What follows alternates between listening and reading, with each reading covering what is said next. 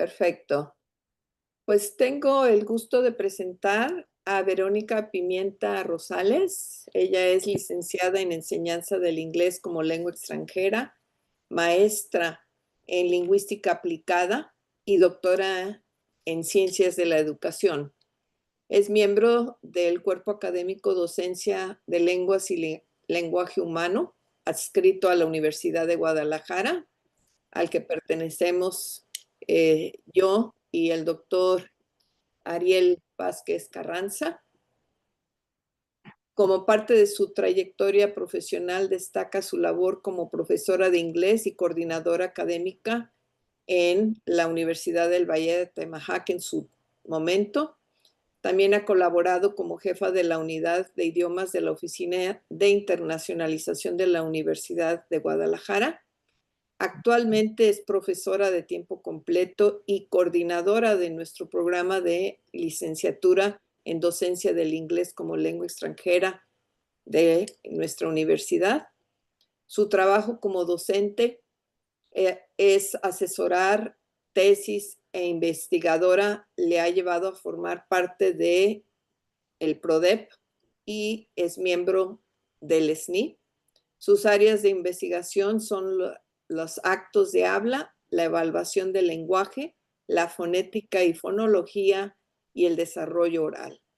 Con su hoy plenaria Negotiation of Meaning in Online Conversational Practices Between Native and Non-Native Speakers of English, le cedo la palabra a la doctora Pimienta Rosales. Bienvenida. Hello, everyone. I really appreciate the invitation given from the committee to present the results of this study, okay, which was, the name has already been mentioned, which is basically on how strategies of negotiation of meaning were identified in online conversational practices. And I'm having problems moving my... Okay, yes. So I'm just going to begin by explaining like what was like the main motivation, the theoretical framework behind this study. And well, basically, this study falls under the premise and that supports the idea that interaction facilitates learning.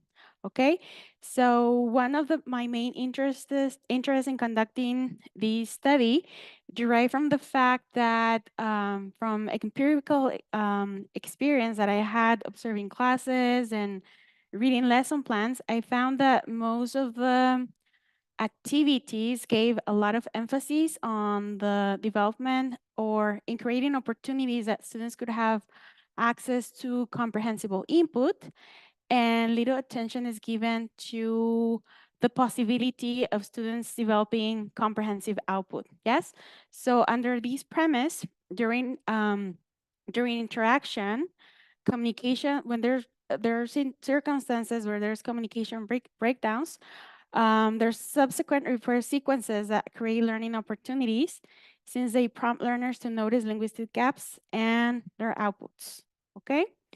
Also, with the idea that interaction provides circumstances for comprehensible input, which is I already mentioned, that a lot of the teaching practices pay a lot of attention to that. So through interaction, students have opportunity to have access to comprehensible input, but it also generates opportunities for feedback, output modification, both which are critical for internalizing new forms and language acquisition, okay? So as I mentioned, this was the main motivation, okay? Having students create these opportunities where they could really interact in meaningful communicative situations where they could have access not only to comprehensible input, but also opportunities of comprehensible output, okay? Now, as mentioned, these repair sequences that happen in interaction are achieved through negotiation of meaning, okay? So these strategies help to sustain conversation while fostering comprehensible input and push output, okay?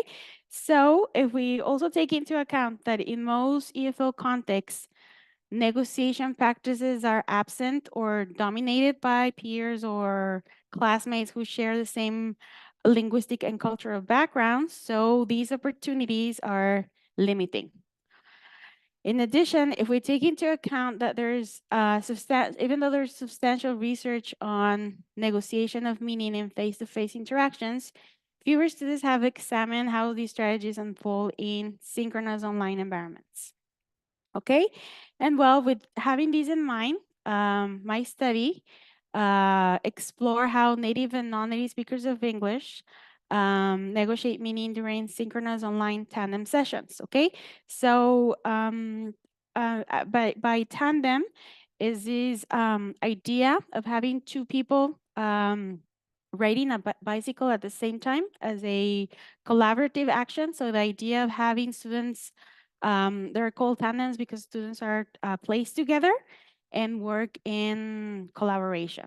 Okay, so I also aim to understand how negotiation of meaning strategies contribute to learning opportunities, the ones I already mentioned, without disrupting the conversational flow. And these were the research objectives, to identify the type of negotiation of meaning strategies employed by learners during e-tandem activities or online activities, to examine how these strategies contribute to error correction opportunities, and hence for opportunities to push output through feedback, to observe missed opportunities for error correction, and also to notice the type of linguistic knowledge that it was most likely to be corrected.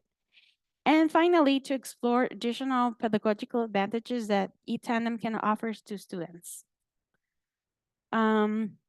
And while having these objectives in mind, these were the research questions that derived from the objectives, yes, which were what type of NOM strategies were employed by learners during tandem, what type of NOM strategies contribute to error correction opportunities, and hence push output through feedback, where error corrections opportunities miss, what type of linguistic knowledge was most likely to be corrected, and what additional advantages does e-tandem offers to students.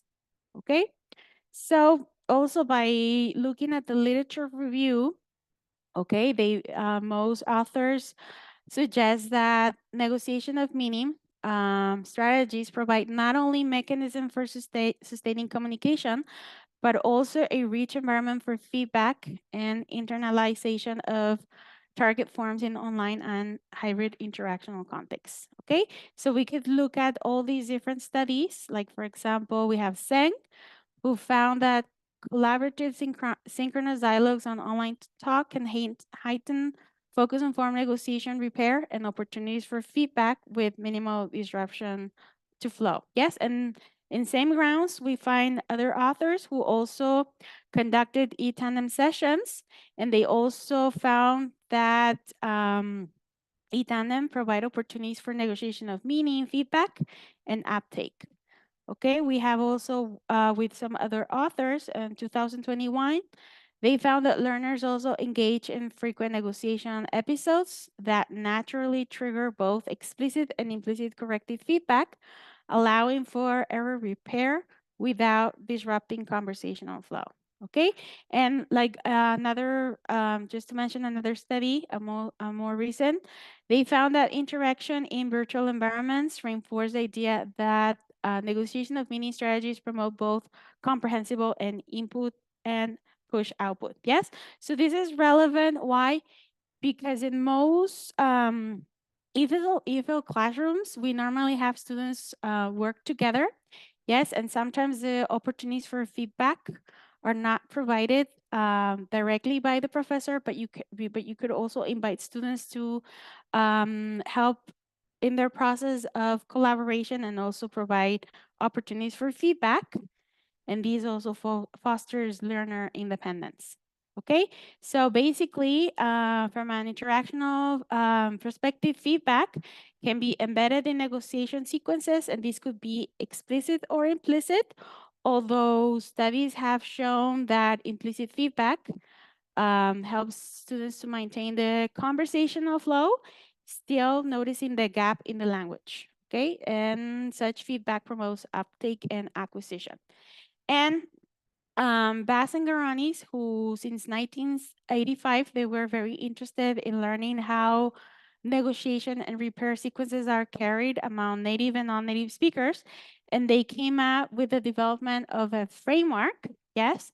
And this framework classifies negotiation sequences are carried, and these are a trigger, which is the element that causes a misunderstanding, an indicator, a signal of communication breakdown, and a response, which is the repair or the attempt to repair, and the optimal resolution. Okay, so this was the framework that it was employed.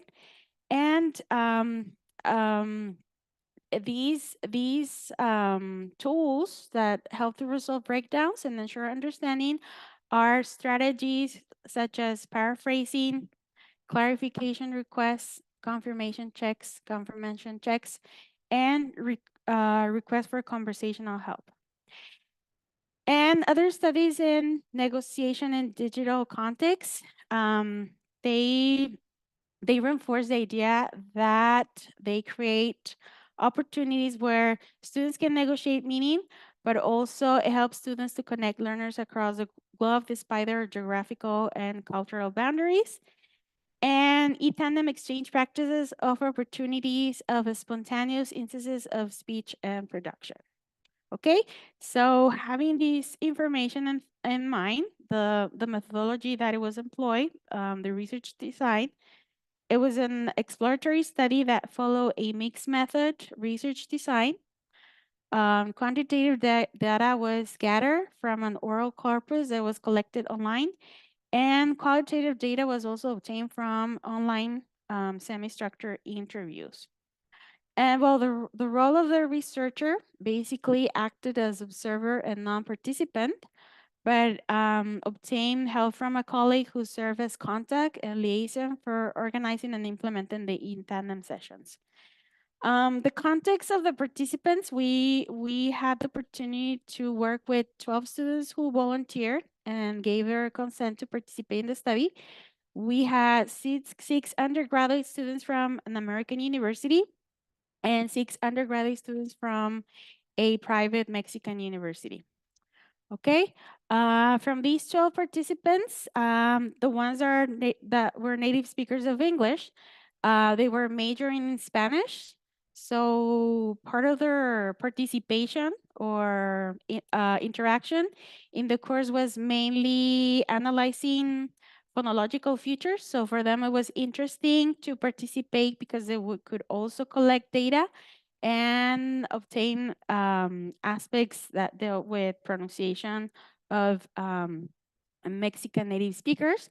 And for the case of the 6 non-native speakers of English, these are students that are from different academic degrees within the university. So we had students from law school, we have students from medicine, from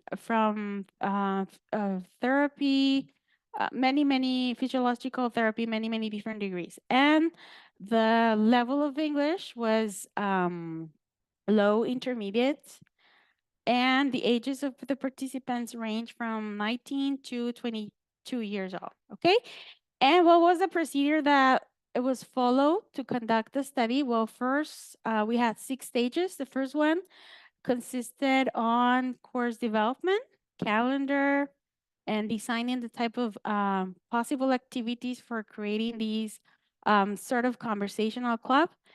And then the promotion of the club, the recruitment of the participants. Students then were paired up to converse. I mean, they were asked or told that they could speak from 20 to 30 minutes in Spanish and then another 20 and 30 minutes in English. So they could take, like, everybody could have the opportunity to practice either in Spanish or English. Of course, if they were, in some cases, probably their interactions took longer than the 30 minutes because they probably got really involved in the conversation. And I mean, we didn't want students to like stop if they were engaged. But some other situations, it took them less than 30 minutes if there wasn't like a lot of information to share. The project lasted 10 weeks, and they log in twice a week. Okay, so basically an oral corpus was collected and analyzed, and at the end, students were also interviewed to learn about their perceptions, feelings about, or their experience about the course, okay? So the type of topics that were suggested to trigger questions for discussion, so they mainly dealt with topics related to families, like differences in terms of family, stereotypes, traditions, ethnic groups, meals, education, work opportunities, cultural values, current affairs. Okay, so these were some suggested topics, but at the end, if they wanted to go for another topic, they could also do that as well. The type of video web application that it was used for collecting data, it's called Scopia. And well, it provided the opportunity for students to maintain their synchronous face-to-face interactions. Or also the oral transactions were recorded. They share information. So this is something that it was not considered in the study, but we noticed that we were interested in looking at negotiation of meaning strategies, spoken strategies, but we noticed that they were also using the computer screen to share images to help convey meaning, or to share images pertaining to a particular topic. So this was not considered, but it was an interesting finding, no? That they were also using visual aids to help convey meaning. Okay. Quantitative data, English conversations were recorded and transcribed and compiled into a spoken corpus of approximately 412 minutes. Instances of negotiation of meaning were identified, coded, and extracted with a concordancer. Okay. These sequences, the type of sequences that were identified were clarification requests, paraphrasing, confirmation checks, requests for conversational help. Okay, the data was analyzed was using descriptive statistics to obtain frequencies and percentages of NOM strategies. And also, not only the strategies, but as mentioned on the objectives in the research questions, to look for feedback opportunities that could push students to obtain comprehensible output and repair moves. And for the transcriptions, we use orthographic conventions proposed by Crystal and Davies. So we took into account hesitation, oral fillers, audible reading, intonation, and pitch were also considered. Length of pauses were featured using periods. Also, the overlap in conversation was represented. And also non-linguistic features like laughing, yawning, sneezing, things like that. And well, this was a coding scheme that we use for coding like all the instances of negotiation of meaning strategies, and also for the type of feedback. So we did consider not only explicit and implicit feedback, but also self-correction, and also the use of students' native language in order to convey meaning, because in this case, both speakers spoke both English and Spanish at the same time. Okay, so some aspects of linguistic knowledge that we wanted to look if there was any opportunity for repair. So we look at pronunciation, morphology, semantics, and syntaxes. This is an extract sample of a conversation in which students were talking about rights and inequalities among ethnic groups. Okay, so I mean, you can tell how students were starting the conversation and how they try to maintain the conversation using all the different strategies, including native language. Okay, and then as mentioned, after that, qualitative data was obtained. So students were asked to comment and react to their learning experience regarding eTandem through a semi-structured interview. Just 3 questions, and we obtained some information. Okay, so these are the results. Okay, so as we can see here, we found a total instances of 294 we identified a total of 294 instances of negotiation of meaning that were distributed in the following way. And the one that it was most commonly used was clarification requests with a 29%, and then followed by requesting for conversational help with a 25%. And the least frequent strategies were paraphrasing and circumlocution. Okay, so by analyzing the corpus, we found that students were actually engaged in employing these negotiation of meaning strategies, and the ones that are highlighted are the ones that were mostly employed.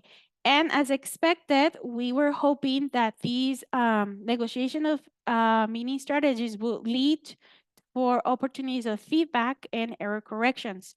So we found 371 errors, and from those 371, 226 were corrected. So there's basically a 61%. And well, the type of corrective feedback that it was most commonly found was implicit feedback, which lead for opportunities for students to notice a gap, repair, and also force them to move from a semantic processing level of the language to a more syntactic processing level. So 44 was implicit, then followed by also self-correction, which this is really important because students become more aware of their speech. So they become more like monitoring what they were saying. So this is a good opportunity for pushing students to notice the form. And well, the aspects of linguists that were most commonly corrected were on pronunciation, on vocabulary, semantics, it was 42, and then followed by pronunciation. Okay, so this means that even though morphology and syntax were less corrected, all aspects of linguistic knowledge were also repaired. And well, then with the semi-structured interviews, students show a lot of enthusiasm after they concluded their oral conversational club. And they mentioned that it was very useful because they had access to authentic communication. It was another opportunity for them to have an experience of cultural exchange. So it's also a good opportunity if students don't have the opportunity to do an exchange abroad. So you can have these strategies at home without moving. It's less expensive. It was also interesting for them because they get to meet people. They said that it was motivating to log in and talk to this person. It helped them expand their vocabulary, also confidence learning. They found it also flexible and a good opportunity for reciprocal learning. They felt important because since they were also speaking in Spanish, so they felt that they were also contributing into the participation. So they also felt important by teaching other students how to say certain words in Spanish or vocabulary. So it was a really rewarding experience for students. Okay. So discussions and conclusions. So we can say that the findings align with the interactionist frameworks, confirming that negotiation of meaning fosters comprehensible input and push output. Learners who actively engage in negotiation strategies encounter more feedback opportunities, increasing the likelihood of noticing gaps and internalizing linguistic forms. The predominance of implicit feedback supports previous claims that conversational adjustments can help to scaffold language learning and preserve fluency. And while e-tandem settings provide authentic opportunities for communication, mostly unavailable in classrooms context. And they also align with the assertion that being prompt to modify output is key to second language development. But also the study demonstrates that negotiation of meaning play a crucial role in sustaining communication and fostering synchronous e-tandem exchange practices. Okay, clarification requests, paraphrasing, confirmation checks, and requests for help were instrumental in eliciting both implicit and explicit feedback without disrupting conversational flow. And for EFL context with limited exposure to native speakers, e-tandem practices present a promising avenue for authentic interaction driven language learning. And while future research should expand on these findings by examining larger data sets and maybe comparing different digital platforms and investigating long-term effects on learners' linguistic development. Okay, so these are like some of the references, and I think I finished before before the time. I'm not sure. I think I went very fast. So basically, these were my findings, and I really hope that after you saw this, some of you are motivated in including e-tandem or similar exercises where students can have the opportunity not only to obtain comprehensible input, but also comprehensible output, where students can be invited to become autonomous, independent, and also it's a good opportunity in which students can also build learner independence, so they don't need the teacher all the time, like giving them feedback, but I think it contributes to collaboration. So basically, that's it. Thank you, Verónica. I don't know, questions from the audience?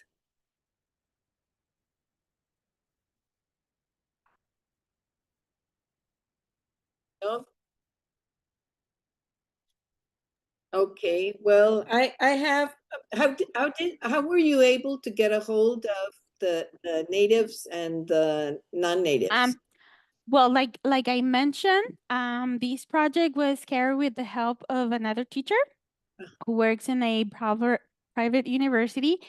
And well, this teacher is in charge of language courses, and some of the activities that he's asked to do as additional part of their teaching is to do tutoring. And some of those tutorings imply helping students boost their oral proficiency level. So he got in contact with a university that already has like an agreement with their university. So he contacted like many of the universities where they have these collaborative type of work. And he was able to come to contact this professor from a Spanish department. And it's a university that is basically located like in the north. So it's neighboring Canada. So they don't have a lot of native speakers of Spanish. So since the degree it's in major in Spanish, so students have a class on phonetics and phonology, like Spanish phonetics and phonology. And when this professor was contacted on having their students collaborate with e-tandem activities, he found it very interesting because his students could practice Spanish and also record language samples, and they could do analysis for their pronunciation classes. So everybody will benefit from the opportunity because the teacher was able to have their students practice their oral skills, and at the same time, it was a good opportunity for internalization of the curriculum. So students were without having the need to travel abroad. Students log in and they converse, interacted, and I think everybody benefited from these tasks. I mean, I think it's a type of COIL participation, but in this case, using e-tandem. So basically, that's how the study was conducted. Okay, thank you, Ariel. Thank you, Vero, for your presentation. Very interesting, and the topic I really like it very much. I wanted to ask you something about your future plans for this. Well, I mean, I guess you have you still have the data and all that. So I wondered if you are thinking of analyzing or focusing on something else that maybe you found interesting or I don't know, in the data for future research? Not at the moment. Basically, what I like after I found this, like I said, I didn't have like since I wasn't like a participant, a direct participant, because I used somebody else who helped me collect the data and pair up the students and all that. All I got was like the like the corpus, like the oral transcription, well, the audio recordings, and then these were supposed to be transcribed. But the professor mentioned this aspect, which was the visual part, which I didn't anticipate it, but I found it very useful how students were also were able to use other means for negotiation of meaning. So that was not considered.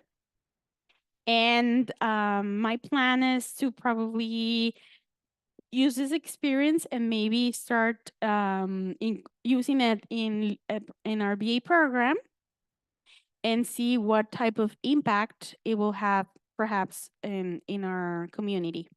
And I think it's a good also opportunity for internalization, like I said. So I think at the moment, I would say that, but maybe I'm thinking that because of your area of expertise, maybe it will be interesting to see other aspects of, I don't know, body language that were not considered and that also help to some sustain conversation, no? Because, well, in this case, even though they knew they were recorded and all that, it's not the same having like a teacher who's there watching you.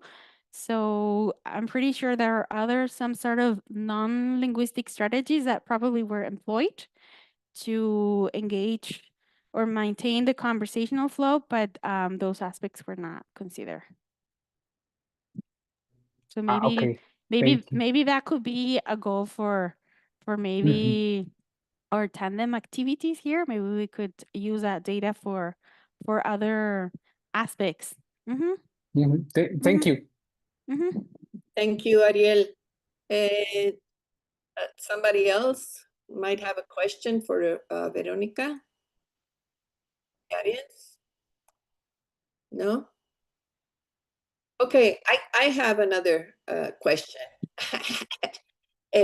Were you surprised with the findings? Because usually we tend to focus on paraphrasing, but you said that that was the least, no? So that catches my attention. Were you surprised with that result? Yes, I actually was surprised because I was I thought they would use those the most. Paraphrasing and also circumlocution, because those are the ones that we actually ask students to use in the class, and they were using other strategies instead, which is clarification and requesting for conversational help. So I don't know, like it will be interesting to find like what was the main reason that lead them to use those strategies more than the other one. So, and also feedback. I was also expecting to see more like explicit feedback and maybe the use of the native language, considering that they knew. Well, I think it also has to do that that they were told try to avoid. I mean, that's why they had like certain time to speak in Spanish and the other one in English, and they even in some sections students were.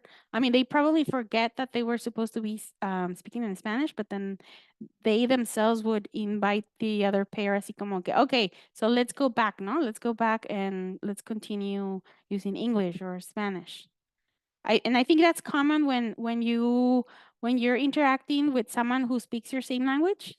So sometimes you tend to like code switch and things like that. But since some of the instructions were try to stay in like, okay, right now it's only English, so let's use English, okay, and then Spanish and so on. And sometimes they get so excited about speaking a topic, and then maybe the other counterpart had like less time to to speak in their native language. But I think it was a interesting experience, considering that students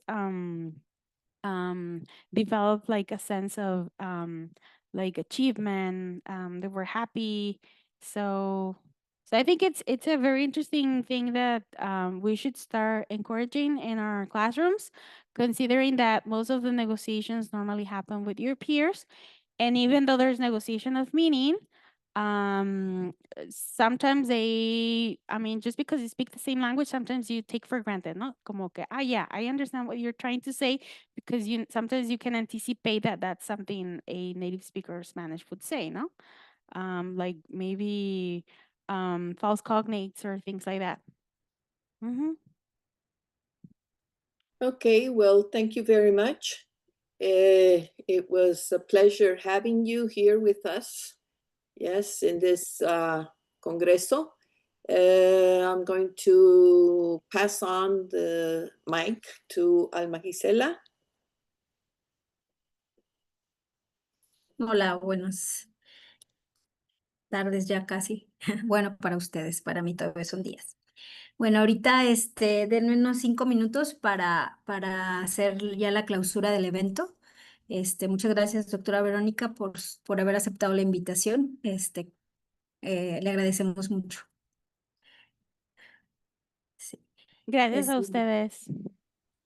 Gracias. Dennos unos 5 minutitos para ya llevar a cabo lo que es la clausura del evento. Ahorita ya Mari se conecta y entre ella y yo haremos ya el resumen final. Gracias, no se vayan, ¿eh? Aquí estoy, pero 3 ya. minutos. Gracias. Ok, muy bien, tú nos avisas, Mari. Adelante.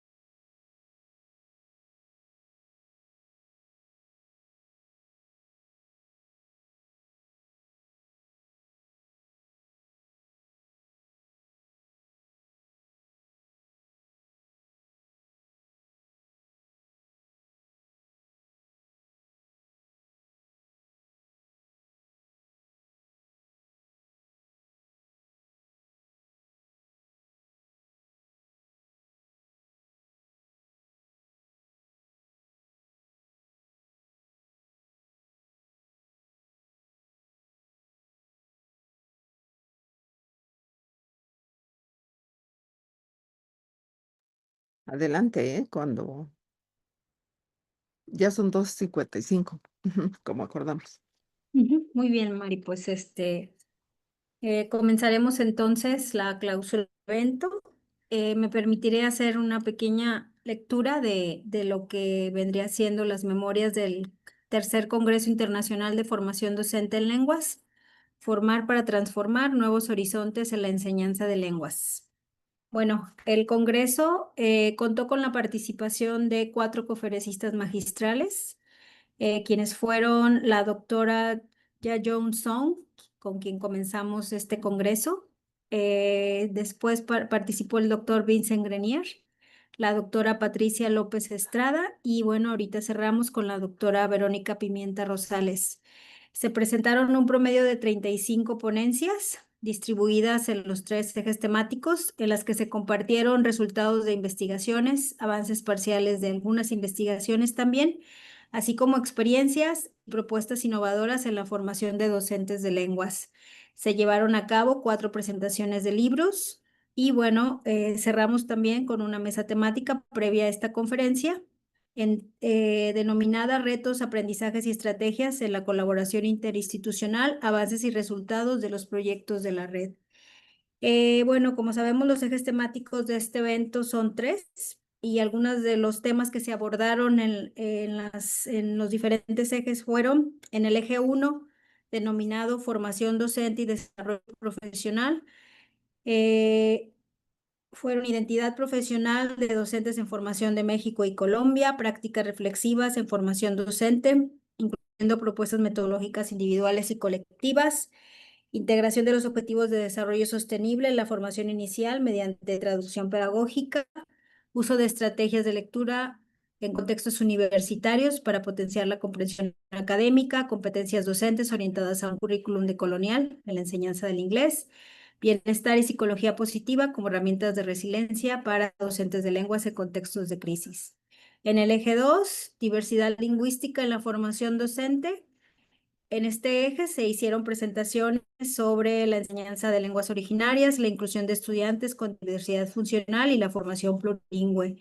Algunas de las mesas que se presentaron fueron retos en la enseñanza purépecha de la Universidad Intercultural Indígena de Michoacán, experiencias de formación docente para enseñar inglés a estudiantes sordos, análisis narrativos de bilingües biculturales sobre emociones primarias en español e inglés, posiciones de docentes de inglés y estudiantes con diversidad funcional, revisión de competencias comunicativas, interculturales, de libros y experiencias de formación docente.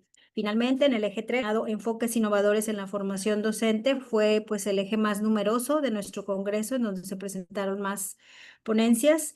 Este estuvo enfocado en las experiencias de innovación pedagógica y tecnológica aplicadas a la formación de docentes. Algunas de las ponencias fue el uso de la realidad virtual y aumentada para competencia intercultural y la comprensión lectora, la aplicación del modelo COIL para el desarrollo de competencias interculturales y de lectura crítica, aplicación del modelo Flipped Classroom en la enseñanza de metodología de la investigación a docentes en formación, mindfulness como estrategia de educación superior para reducir la ansiedad académica, propuestas interdisciplinarias que vinculan inglés con ciencias como la física, integrando aprendizaje basados en proyectos, debates críticos y multimodales para fomentar la alteridad y negociación de acuerdos en la formación docente, exploración de las implicaciones de la inteligencia artificial y la automatización en la formación de docentes de lenguas. Como pueden ver, pues tuvimos una riqueza de temáticas y creo que fue muy nutritivo el trabajo realizado en este congreso. Y bueno, agradecer su interés a todos los que participaron. Creo que se logró el objetivo del Congreso, el poder compartir, el poder poner en temas, los temas que hoy son vanguardia, pues en la discusión para con ello, pues generar reflexiones importantes en nuestro quehacer en la formación de docentes de lenguas, ¿no? Entonces, bueno, me permitiré ahora ceder la palabra a quien en estos momentos, pues, es que la encargada de la red, quien hace pues estas acciones posibles, ¿no? La doctora Mari, bueno, yo le digo Mari cariñosamente, entonces me es difícil a veces hablarle muy formalmente. Adelante, Mari. Gracias. Muy bien, muchísimas gracias. Pues sí, agradezco la oportunidad que se me brinda en representación de la red, ¿no? Como bien lo señala la doctora Alma, actualmente coordino esta red tan importante y bueno, me voy a permitir, a petición de la doctora Alma Gisela, me voy a permitir hacer un breve recorrido a estos 5 años ya de trabajo continuo de la red. Entonces, bueno, ¿cuáles fueron los orígenes? El primer detonador fue cuando la doctora Liliana Villalobos visita la Facultad de Lenguas y empezamos a compartir una serie de inquietudes comunes. Quizás no se concretaban en el momento, pero seguramente sirvió de incentivo y se quedó por ahí en la mente, ¿no? Después, en una estancia que amablemente tuve en Nayarit, en una estancia académica, platicando con el doctor Saúl Santos, con la doctora Alma Gisela Ruiz Delgado, acerca de esta inquietud compartida con la doctora Liliana, pues pensamos en hacer una red que tuviera esta orientación hacia trabajos de investigación en formación docente.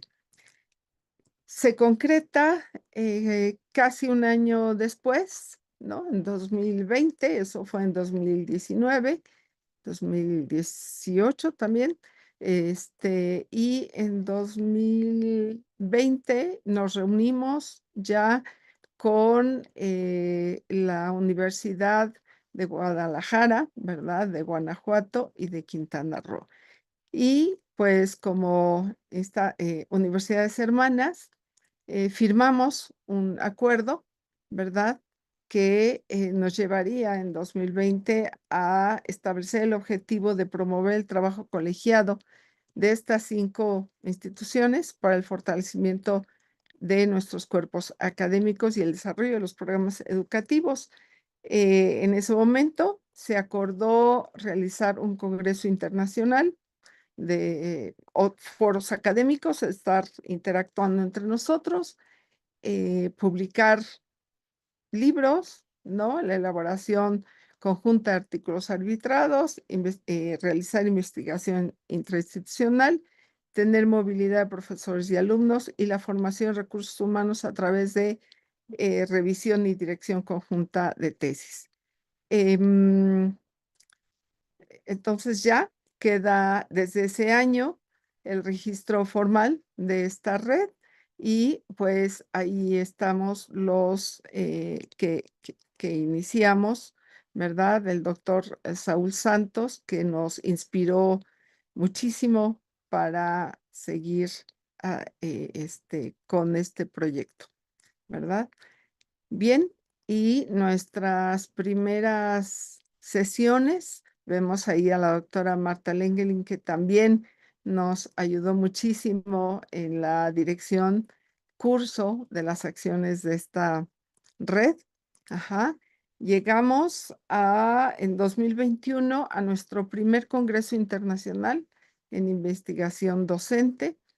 En paralelo, la doctora Alma Gisela y el doctor Saúl Santos convocan a la edición de este libro de experiencias y retos en la formación de profesores preservicio de segundas lenguas en programas de licenciatura en universidades públicas en México. Siempre el enfoque fue ver qué está sucediendo, porque como lo señaló el doctor Emanuel, hay poca producción académica que esté referida a nuestros ámbitos institucionales, ¿no? A partir de ese congreso se tiene ya el primer libro de la red ya como tal, que es Experiencias de investigación en la formación del docente de lenguas en México hacia la construcción de saberes desde la praxis. Estamos trabajando para la segunda edición de este libro y pues bueno, aquí la doctora Alma nos puede decir, ¿verdad? Dar la primicia de que viene el segundo libro. Si mal no recuerdo, este es el título, Construyendo puentes lingüísticos en la investigación, formación docente y en la enseñanza de lenguas, que estará seguramente este año, ¿cierto, Almita? Y así es, este año se espera esta publicación, que bueno, es también resultado del segundo congreso que tuvimos hace 2 años, que bueno, en ese momento el grupo de la Universidad de Guanajuato, pues se encargaron de la organización, ¿no? Entonces, esperamos pronto ya contar con él para poderlo compartir con todos ustedes. Claro que sí, y se queda abierto la invitación a que publiquen sus trabajos. En breve se les hará llegar esta invitación, lo cual se estará trabajando en 2026. Decidimos como red y derivado de pues las cargas académicas que tenemos todos y administrativas, un año se realiza el Congreso, el otro año se publican las investigaciones presentadas. Entonces, ello nos lleva a cumplir metas concretas. Y bueno, viene ya la internacionalización de la red. Traté de empatar ahí algunas capturas de pantalla, pero son reuniones muy enriquecedoras, ¿verdad? Sobre todo cuando todos coincidimos en la agenda. Y bueno, tenemos ya ahora la Autónoma del Estado de Quintana Roo, nosotros de la Universidad Autónoma del Estado de México, la Universidad de Guadalajara, la Universidad Autónoma de Nayarit, la Universidad Autónoma de Nuevo León, que se une en esta segunda etapa, la Universidad Autónoma del Estado de Hidalgo, la Universidad de Guanajuato y se une con nosotros la Universidad Surcolombiana de Colombia y bilingüismo, que no le puse Colombia, pero también, no sé si mencioné Autónoma de Nuevo León. Ah, no, sí la mencioné. Ok, bueno, y me permití, para los que de alguna manera no tuvieron la oportunidad de estar en la sesión de apertura, en el Opening Ceremony, ¿verdad? Pues que nos conozcan un poco, ¿verdad? Las compañeras de Quintana Roo, los compañeros de Guadalajara, ¿verdad? La Autónoma de Nuevo León, con nuestras compañeras doctora Nayeli y doctora Laura, nuestros compañeros de Hidalgo, de la Autónoma de Hidalgo, muy participativos siempre, de Guanajuato, a cargo de la doctora Iracema, la surcolombiana, que es un grupo académico muy nutrido, y recientemente la Universidad de Quindío. Y bueno, estos somos, aquí estamos finalmente el cuerpo académico de la Universidad Autónoma del Estado de México. Y para cerrar mi intervención, me permití recoger una frase de la doctora Patricia López Estrada, que fue una de nuestras plenaristas de Costa Rica y que se encuentra en Filipinas, que señaló: formar docentes sin enseñarles a investigar es formarlos sin enseñarles a pensar. Y justamente nuestra red de formación en docencia promueve la investigación colegiada en los cuerpos académicos, pero también promueve procesos de investigación en nuestros alumnos. Muchas gracias. Muchas gracias, doctora María Estela, por esta presentación y este recuento, pues que creo es importante. Quienes no nos conocen, pues conozcan cómo hemos avanzado, ¿no?, en este trabajo, y que ha sido pues un trabajo de ya algunos años y que esperamos siga así algunos años más. Sí, y pues Y todo por... esperamos que en 5 años más, ¿verdad? Sigamos creciendo, fortaleciéndonos, contar, ¿por qué no? En los próximos 5 años con una revista indexada propia en donde podamos estar colaborando con las instituciones hermanas y también con otros colegas que deseen compartir con nosotros sus trabajos. Sí, muchas gracias. Sí, creo que es un deseo de todos.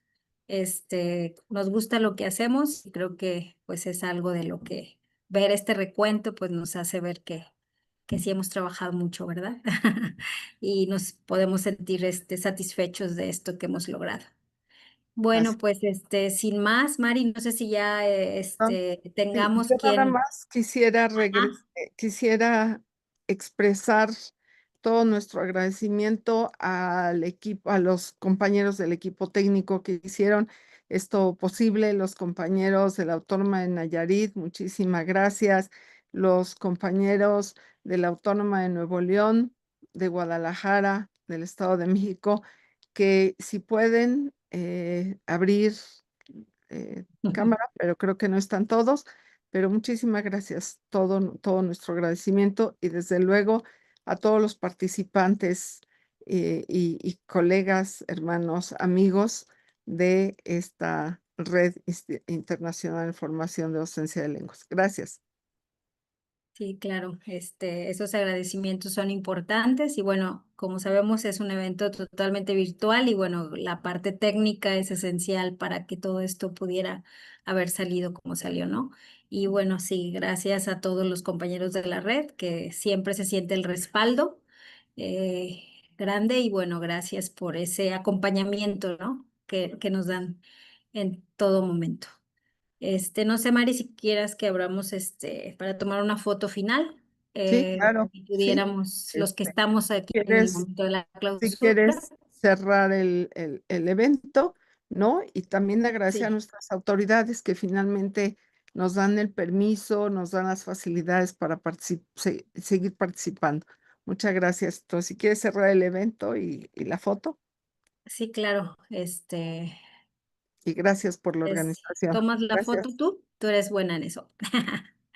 Ok, Sí. pues Los que también puedan abrir sus agradecer a la cámaras. coordinación general de este evento, ¿verdad? De este tercer congreso. Muchísimas gracias a la doctora Alma Ruiz, todo nuestro reconocimiento por coordinarnos y todo nuestro profundo agradecimiento. Pues gracias a todos ustedes. Sin ustedes, pues no hubiera sido posible. Así que es un trabajo colectivo, finalmente. Muy Muchas bien. gracias. Y Mari, Pues, ya tomas.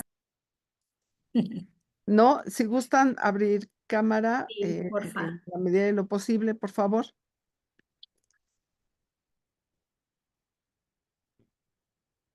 Esperamos unos segunditos para que puedan abrir cámara, los que puedan.